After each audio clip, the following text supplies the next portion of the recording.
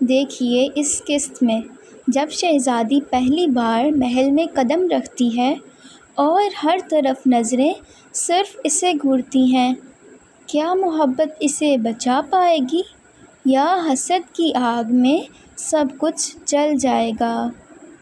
Let's begin.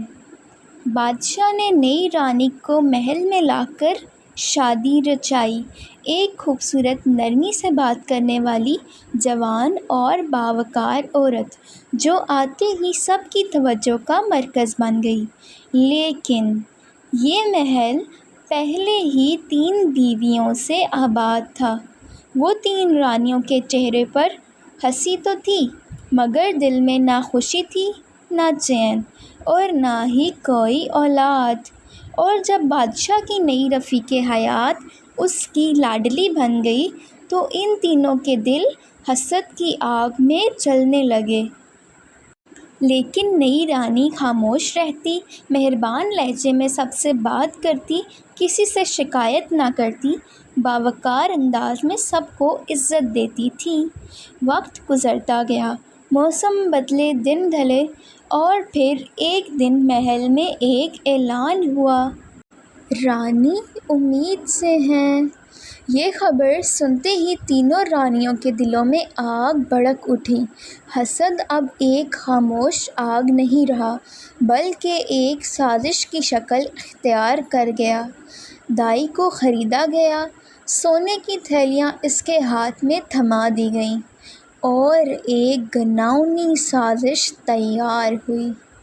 رات کے وقت جب محل میں خاموشی چھائی ہوئی تھی اور نئی رانی درد سے تڑپ رہی تھی تو دائی نے اپنا کھیل شروع کر دیا۔ جیسے ہی شہزادی کی ولادت ہوئی، اس معصوم کو چپکے سے کوڑے کے ڈھیر میں پھینک دیا گیا اور بادشاہ کے سامنے ایک ناقابل یقین جھوٹ پیش کیا گیا۔ رانی نے کتے کا بچہ جنا ہے۔ بادشاہ نے یہ سنتے ہی ساخت ہو کر رانی کی طرف دیکھا۔ دل کہہ رہا تھا کہ یہ سچ نہیں، لیکن زبان خاموش رہی۔ گندم کے دانوں کا ایک سلسلہ محل کے دروازے سے نکل کر دور جنگل کی جانب جا رہا تھا اور وہ لڑکی شہزادی چپ چاپ ان دانوں کے پیچھے چلتی رہی۔ نہ کسی سے کچھ کہا، نہ کسی سے کچھ مانگا، بس قدرت کے اشاروں کو چپ چاپ سمجھتی گئی۔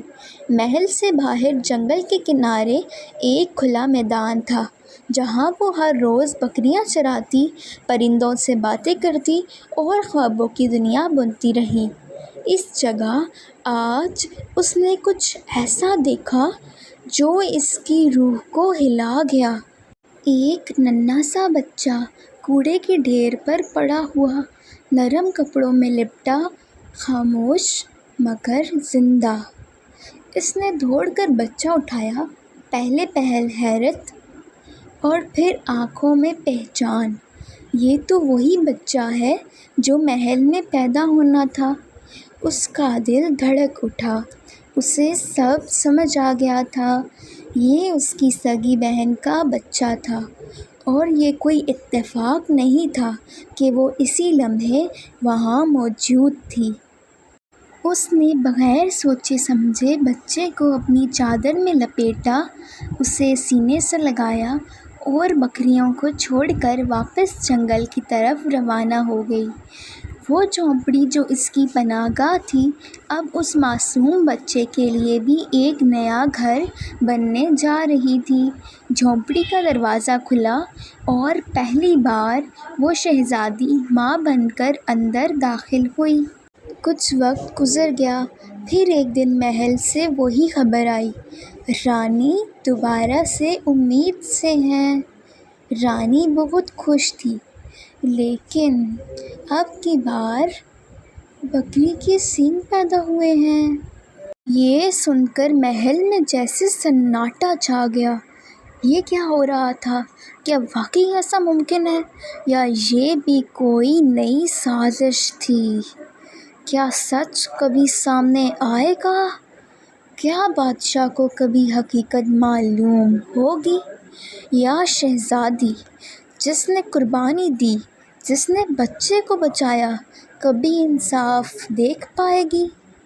کہانی یہیں رکتی ہے، لیکن قسمت کا کھیل ابھی ختم نہیں ہوا۔ اس کے لیے آپ کو پارٹ 5 دیکھنا پڑے گا۔